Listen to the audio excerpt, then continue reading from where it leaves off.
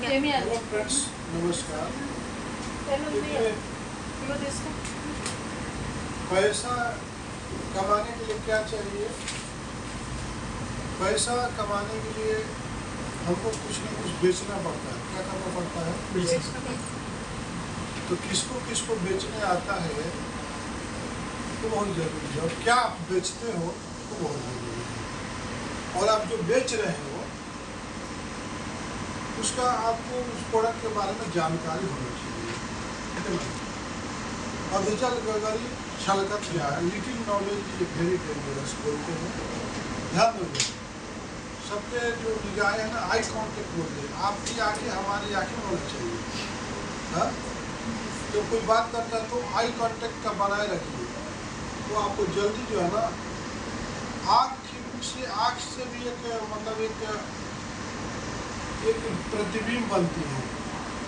अगर उसकी आंखों में देखोगे तो उसका जो नॉलेज आपको ट्रांसफर हो जाता है। पहला नंबर। हम गलती कहाँ पे करते हैं, जैसे आपका जो वायरल होता है, जिसे आप सामने वाले को वायरल हो जाता है, तो हमारे आई जो कांटेक्ट रहता है ना, वो बहुत जरूरी होता है। आप अपने आई कांटेक्ट को दूसरे के आई कांटेक्ट से बनाते हो, वो जो बोल रहा है ना, ध्यान देना, उसके पूरे जो है बोला हुआ वर्ड जो हमारे इधर आके रिकॉर्ड हो जाएगा, क्योंकि वहाँ पे एक ऑलरेडी कनेक्शन बन गया, बीच में कुछ भी नहीं रहता। ये बहुत जरूरी है। चाहे कुछ भी देखो, आपका आई कांटेक्ट बराबर होना चाहिए। समझ में? दूसरा क्या है कि हैंड, ये जो हैंड है ना, हमारा हाथ अगर किसी के हाथ से जैसे सेकंड करते हो, खड़े हो जाएंगे, तो ऐसे सेकंड करते हो, और जितना देर आप इसको टच में रखते हो, उनके जो पॉजिटिव निगेटिव पॉइंट है मेरे तरफ ट्रांसफर हो रही है, और मेरी जो पॉजिटिव और निगेटिव जो एनर्जी है, जो थॉट है, इनको ट्रांसफर हो रही है। तो हर आदमी से आई कांटेक्ट भी नहीं बनाना चाहिए, और हर आदमी से सेकंड भी नहीं करना चाहिए। ध्यान रखना। मीटिंग आखिर क्यों जरूरी है? Why are necessary for meeting? Business meeting हो, या मैरिज के रिलेटेड मीटिंग हो, या फैमिली से रिलेटेड मीटिंग हो, वाई आर नेसेसरी? कोई बताएगा मीटिंग क्यों जरूरी है? मीटिंग करने से सर जो बहुत सारी प्रॉब्लम्स होती है, प्रॉब्लम निकल के आती है, और जब हम लोग कॉमन प्लेस में बैठ के बात करते हैं तो उसका समस्या मिल जाता है। इसलिए मीटिंग होनी चाहिए। तो रीजन क्या है? आपके तरफ का पूरा निगेटिव पॉइंट है, सोच के आए हो, लेकिन मेरी तरफ से पूरी पॉजिटिव पॉइंट है। जब आंख में आंख डालते हैं ना, तो आपका निगेटिव को पूरा मैं हजम कर जाऊंगा, और मेरी पॉजिटिव पॉइंट जो आपके अंदर एंट्री कर जाएगा, और आप शांत हो जाओगे। जिसके गुस्सा में आए थे या कुछ मार धाड़ करने के लिए आए थे, इसलिए मीटिंग जरूरी है। आगे समझ में? बस समझ में? बस समझ में नहीं? कोई भी आता कि मेरा पेमेंट क्यों नहीं देते, आता हो ऑफिस तुम्हारा, फोन पर तो बहुत बातें बोलता है, लेकिन जैसे ही आप जो है ना, वो तो अब गर्म मिजाज में आया, लेकिन आप रिलैक्स बैठे हो, और रिलैक्स ऐसा मुंडी करके मत बैठना। रिलैक्स से सामने वाले की आंखों में आके देखिए, 5 मिनट खाली उसके आंखों में देखिए। आपकी जो चेहरे की आपका जो कांटेक्ट है, उसकी आंखों में बन जाना चाहिए। बंदा शांत नहीं हो गया तो मेरा नाम मिथिलेश चौधरी है, वीडियो कोई मामूली वीडियो नहीं। बचपन हो गया, जैसे वो गुस्सा में आया, जैसे ही वो गुस्सा में आता है, तो आप क्या करते हो? हेलो सर, कैसे हो सर? तो आप जब मुस्कुराते हो ना सर, तो आप जो है नॉर्मल हो। वो क्या है, नॉर्मल होके नहीं आता है, लेकिन नॉर्मल आप हो, और आपका जो नॉर्मल की जो भी एनर्जी थी ट्रांसफर हो, तो पूरा हार्ट तक चला गया, बिल्कुल शांत हो गया। दूसरा पॉइंट, ओके? इसलिए आप समझ गए होंगे कि मीटिंग क्यों जरूरी है। बात समझ में आ गया? तो मिलना इसलिए जरूरी है दूसरे से। और जब कोई ऑफिस लेट आता है, आप कोई गुस्सा में रहता है, अरे यार रुको आज को बोलूंगा, जब वो सामने आ जाता है या आ जाती है, जब उसका आई कांटेक्ट 1 सेकंड के लिए मिलता है तो सामने वाला का गुस्सा ठंडा हो जाता है, आ गई है लेट ही सही लेकिन आ गई है। आगे समझिए, आई कांटेक्ट का आपका इम्पोर्टेंस समझ में आ गया। इसलिए ज़्यादा से ज़्यादा जो बिजनेसमैन हो एक दूसरे से मिल लेते हैं। कम्युनिकेशन तो एक है ही, लेकिन आपका कम्युनिकेशन से भी आप वायरल से आपका कम्युनिकेट हो रहा है, साउंड से, एक साउंड से भी हमारा जो है ब्रेन जो है वॉश होता है, एक्सपेंसिव होता है। एक तो मिलने से, एक टच करने से। कोरोना आया तो आप समझ गए ना कि आप किसी को टच करते थे तो आप में बीमारी चली जाती थी। तो समझ लो कि ये आप जितने लोगों से मिलते हो, अच्छे लोगों से डेली आप हैंड मिलाना शुरू कर दोगे, एक अच्छे आदमी से डेली हाथ मिलाना शुरू कर दो, आप अच्छे लोग बन जाओगे। एक बुरे आदमी से डेली हाथ ऐसा हैंड से करते लगो, देखो आप अच्छे भी हो तो बुरे बन जाओगे, लेकिन बुरा वाला जो धीरे धीरे अच्छा बन जाएगा। अगर समझो तो मिलना इसलिए जरूरी है। अब हमें देखिए, हम जिस प्रोडक्ट को बात करने वाले हैं कि हमारा मकसद कि बिजनेस के हमको बेचना क्या है, और बिजनेस के लिए पहले आपको बोला कि मीटिंग बहुत जरूरी है। चाहे वो प्रोडक्ट से मिलना हुआ, चाहे पर्सन से मिलना हुआ। आप जिस प्रोडक्ट को आप देखते नहीं हो, हाथों से टच नहीं करते हो, तो आपको पता नहीं चलता कि भाई ये प्रोडक्ट है क्या। जैसे फॉर एग्जाम्पल आपके हाथों में एक कैलकुलेटर है, ये कैलकुलेटर आपको इसमें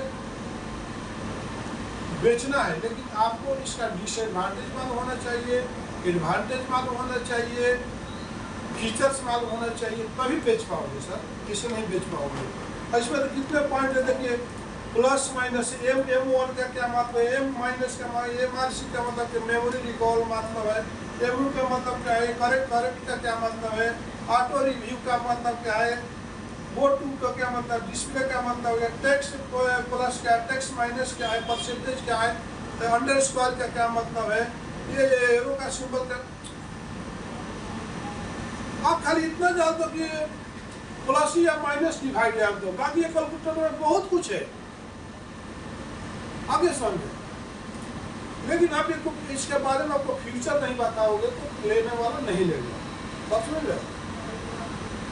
इसका डिसएडवांटेज भी है कि आप इसमें पानी नहीं गिराना, पानी गिरेगा तो जाएगा, गर्म जगह पर रखोगे तो जल जाएगा, ऊपर से नीचे ज्यादा गिरेगा तो भी आपको क्या होगा, इसका एक डिसएडवांटेज है।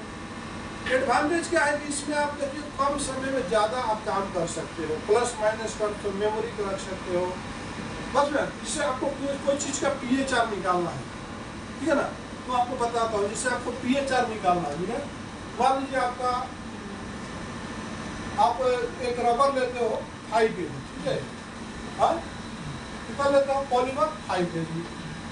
यहाँ पर देखिए जिंक ऑक्साइड ले लेते हो, मान लीजिए 150 ग्राम ले लिए, ठीक है, स्टेरिक एसिड ले लिए आप 100 ग्राम ले लिए, और एग्जाम्पल बता रहा हूँ। अब इसको आपको pH निकाला तो देखो आप कैलकुलेटर से निकाल के बताओ, ठीक है। यहाँ पर कार्बन ले लिए, मान लीजिए कार्बन ले लिए 1 kg, ठीक है। यहाँ पर प्रोसेस ऑयल ले लिए, मान लीजिए 1 kg ले लिए, ठीक है। अब आप इसको pH निकालो, तो कैलकुलेटर का कमाल आपको मालूम होना चाहिए। कैलकुलेटर के आप क्या करोगे, अब देखिए हाई है तो उसको 100 से डिवाइड करोगे, तो मैंने क्या किया, कैलकुलेटर पे गए, हाई डिवाइडेड बाई 100, ठीक है, आगे समझ में। तो ये अब यहाँ पर इसका काम आ रहा, प्लस M का काम यहाँ पर है। अब इसको हम क्या करें, प्लस M मतलब उसको हम रख लिए एक जगह पर, हमने क्या किया, रख लिया, कभी भी हम उसको यूटिलाइज कर सकते हैं, जिससे आगे 0.05 आ गया, ठीक है, आगे समझ में। अब इसको हमने रख लिया, प्लस M1 रख लिया। अब हमको कब जरूरत पड़ेगी, अब फिर देखिए pH में जाने तो इसका जरूरत पड़ेगा किसे, तो देखिए 5 डिवाइडेड बाई, अब इससे हमको डिवाइड करते हैं, पॉइंट मारने की जरूरत नहीं है। आपको क्या करना होगा, MRC मेमोरी रिकॉल को आपको दबा देना है और इक्वल टू मार देना है। बात समझ में आ गया।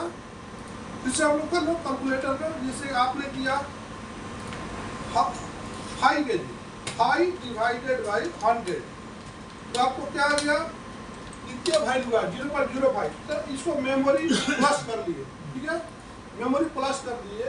अब आपको क्या करना है, इसका आप इसका पीएचआर निकालना है, तो आप पीएचआर निकालने के लिए आपको 5 डिवाइडेड बाई मेमोरी रिकॉल, तो कितना हो गया, कितना हो गया, कितना आया 0.0।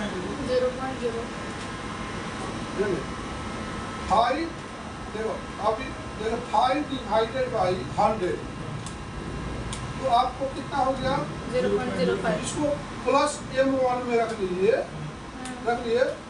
और फिर भी मान लीजिए 5 में डिवाइड करिए, 5 divided by memory recall equal to मारेंगे तो आपको कितना 100 आएगा, कितना है नहीं है, हाँ भैया ऐसे नहीं है, 0.829 है।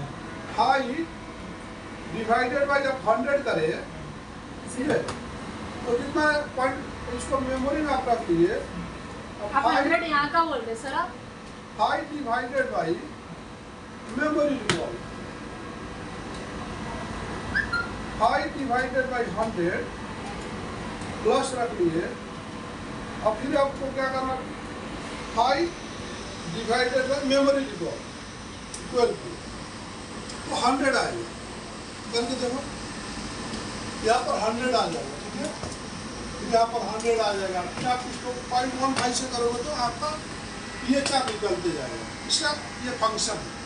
उसी तरह अब हम पॉइंट पर आते हैं। आपका जैसे कि आपका सबसे प्लस पॉइंट है कि आपका पीवीसी वाटर स्टॉपर आप बेचते हैं, तो आपको मालूम होना चाहिए कि पीवीसी वाटर स्टॉपर का फीचर्स क्या है, उसका डायमेंशन क्या है, वेट क्या है, ठीक है ना, आपको याद होना चाहिए, मेमोरी रिकॉल में रहना चाहिए। मेमोरी रिकॉल किसको बोलते हैं, जो हमने स्टोर करके रखा है, जरूरत पड़ने को हमको बाहर निकलना चाहिए, कमांडिंग आना चाहिए। मेमोरी रिकॉल का मतलब क्या है कि आपके मेमोरी में जब जरूरत पड़ा तो वो उसको बाहर निकालने आना चाहिए, जैसे कैलकुलेटर से बाहर निकला, बार बार हमको 0.05 से डिवाइड करना नहीं पड़ा, ठीक है ना।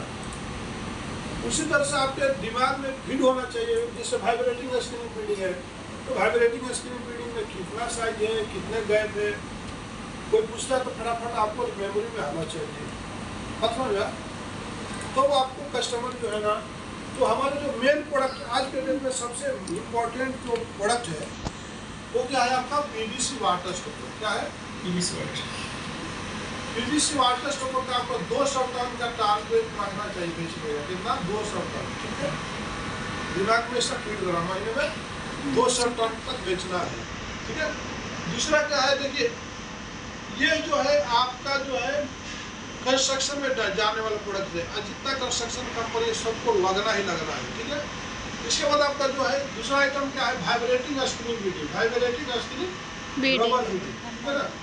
ये जितना भी वायर मेश कंपनी है जो वायर बनाती है, तो वायर जब वो बनाती है ना, तो वहाँ पर इस तरह का एंगल रहता है, इस तरह का एंगल रहता है, ठीक है ना, स्क्वायर एंगल। और ये जो वाइब्रेटिंग स्क्रीन फीडिंग है ना, इसके ऊपर ऐसा कवर जैसा लग जाता है, ठीक है, ऐसा कवर जैसा लग रहा है, ठीक है।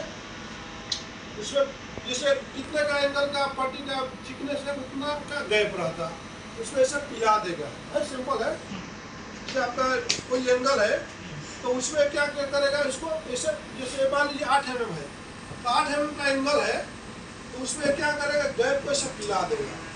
तो आपको ये तो पकड़ के लिए है, ये जो है पकड़ के रखने के लिए है, और घिसता कौन है, ये घिसता है, तो आपका माउंटिंग जितना कम रहेगा वो जल्दी घिस जाएगा। और जैसे घिसेगा ये माउंटिंग ऐसे चलेगा और इसको वार काम करेगा तो ऐसे कट जाए, घिस जाएगा, और घिसने के बाद जो है ना फिर आपको ये निकाल के फिर उसको नया लेना पड़ेगा। तो ये आपका ये स्पेयर पार्ट प्रोडक्ट है, ये लगना ही लगना है, क्या है ये, क्या है ये लगना ही लगना है। एक बार जो मशीन में लगाया फिर दोबारा उसको लगना ही लगना है। जिस तरह से आपका स्क्रू पैनल हुआ उसको डैमेज होना ही है, उसको फिर रीवर्क आना ही है।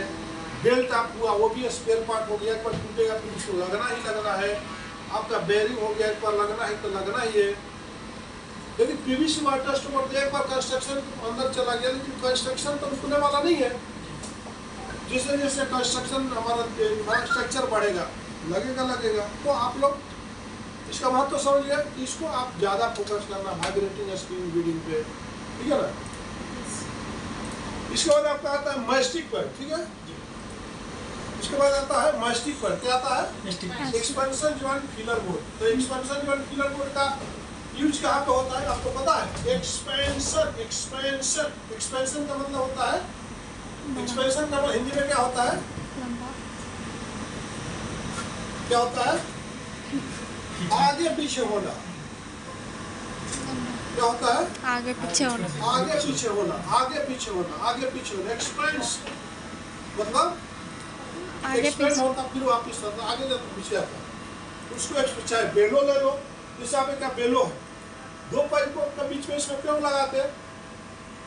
पाइपों के बीच में वैक्यूम बनता है ना, तो वैक्यूम के टाइम में ये क्या करेगा? उसको ऑब्जर्व कर लेगा, वाइब्रेशन को ऑब्जर्व करेगा। ये उठाइए पाइप को, जैसे है ना, जैसे दो पाइपों के बीच में इसको कंपल्सरी लगाना उसका लाइट देने के लिए। अब ये क्या करेंगे? इधर भी पाइप है, इधर भी पाइप है।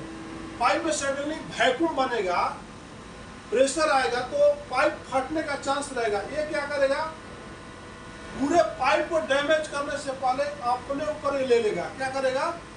अपने ऊपर ले लेगा। ये क्या होगा? ये आर्च है, ये ऐसा कंप्रेस भी होगा, फिर एक्सपेंड भी हो जाएगा, कंप्रेस भी होगा, मतलब चारों तरफ ये डिफ्लेक्ट होने वाला है, एक्सपेंस होना। इसलिए बना है रबर एक्सपेंशन जॉइंट बेलो, रबर एक्सपेंशन जॉइंट बेलो। आगे समझ में, मतलब ये एक्सपेंड होने वाला है, पाइप को फटने नहीं देगा। समझ में? जिस तरह से हमारे एक एमनी है, इसमें एक एक्सपेंशन लगा हुआ है, हाँ, ये हमको टूटने नहीं देगा, इसमें कुछ प्रेशर बेंड हो जाएगा। समझ में? जो कमर भी है, थोड़ा एक्सपेंशन लगा हुआ है, इसमें नहीं टूटने देगा, एक्सपेंस हो रहा। आगे समझ में? तो आपको समझ में इसका फंक्शन क्या है? जब तक हमको फंक्शन नहीं मालूम होगी, हम प्रोडक्ट को नहीं बेच सकते हो। इसमें आपको मालूम करना होता है। देखिए रेंज का डिटेल क्या है, पीसीडी इंपॉर्टेंट है। पीसीडी मतलब होल, एक वीडियो आपको नेक्स्ट बताएंगे। लेकिन अब हमें ये प्रोडक्ट आप इजी बेच सकते हैं, वाइब्रेटिंग पीवीसी वाटर स्टॉपर बेच सकते हैं। पीवीसी वाटर स्टॉपर ही बिल्डिंग में क्यों लगाते थे? कि बिल्डिंग जब भूकंप आता है, अर्थक्वेक आता है, तो एक PVC water stopper seal, PVC water stopper seal, क्या बोलते हैं? PVC water seal water stopper. Water जब 2002 से पहले जब पीवीसी वाटर स्टॉपर बना था तो रबर में आया था। किसमें आया था? रबर। 2002 में IS 12200 पहले आया था, तो 2002 में रबर में आया। तो रबर में क्या होगा? पानी को सोखने की शक्ति नहीं है, ठीक है, पानी को ऑब्जर्व करता है, लेकिन पानी को मतलब अवॉइड नहीं करता। लेकिन पीवीसी जो है पानी को अपने पास नहीं आने देता, बोलता हट जा, तू मेरे पास आ ही नहीं सकता। लेकिन रबर बोलेगा सोख लेगा।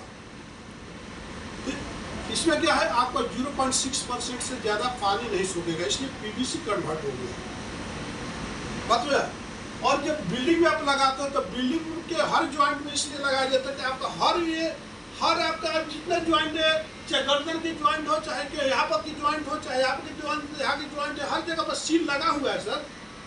यहाँ पर चाहे यहाँ पे भी सील लगा हुआ है, तभी आपका मूव हो रहा है। उसी तरह से हर एक बिल्डिंग में ये नेसेसरी हर कॉलम है कि जब बिल्डिंग एक्सपेंड होगी, 10 ताला, 5 ताला, 20 ताला, 60 फ्लोर, 40 फ्लोर का जब बिल्डिंग बन रही है, तो बिल्डिंग एक्सपेंड होगी तो ये पीवीसी वाटर स्टॉपर क्या है? इसको लचीलापन देगा, लेकिन उसको टूटने नहीं देगा बिल्डिंग को। इसलिए PVC water stopper must in the construction company है। ओके, बिल्डिंग को लाइट देता है, डैम्स को लाइट देता है। अब जरूरत है कि जैसे आरी वाल बोलते हैं, आरी वाल, जिससे आपका सडनली अब नीचे से जब जमीन से आप ब्रिज के ऊपर जब चलती है, रोड जो है ब्रिज के ऊपर चढ़ता है, तो आपके साइडों में देखोगे दीवार रहता है, तो दीवार उसको आरी वाल बोलते हैं। क्या बोलते हैं? आरी वाल। तो आरी वाल जब बनता है तो पानी, जब बारिश होगी तो पानी आकर के फिर रोड पे आ जाएंगे। कलवर्ट बोलते, आप जब ट्रेनें अंदर घुसती है तो आप देखते हो अंधेरा हो जाता है, जिससे कि आप अंदर जाती है, पहाड़ के अंदर से, जमीन के अंदर से जाती है, मेट्रो बना, तो जो कलघट उसको बोलते हैं। कलघट के दोनों तरफ से जैसे जैसे कंस्ट्रक्शन वहाँ पर पीवीसी वाटर स्टॉक लगा के जमीन के पानी जो इधर कलघट में ना आ जाए बारिश के टाइम, इसका बहुत जरूरी है। ठीक है, तो आपने इसका देखा, इसके साथ मैं इस वीडियो को विराम देता हूँ, नेक्स्ट वीडियो पर जाएंगे।